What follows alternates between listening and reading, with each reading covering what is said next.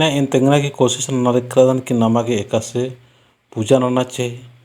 और पूजा नानो बैरी और पूजन थी पहले एका से कच्छा करना चाहिए और एका से प्रवचन नना चाहिए और एका से नाम उल्टा उल्टा एड़पानो दौ लिखा हमेशा खुश रहो और इन नाम बहुत सारे खेतना जब बना उठने ध्यान चीदत तो नाम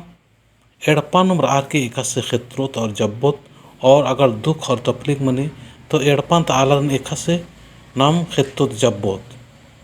ताकि जो शैतानी शक्ति ताका फूली वरी याद मतलब गिच्छा मनो नेखा उसन काना की जरूरत मला एड़पान तिम हुरमा ननाउंगोर अन्य टाइप ही एनकुन शिखबना की प्रयास न कर अदन और एकासी की नमहे जो पूर्वजे रनर आर ही एक मानो नमाय जो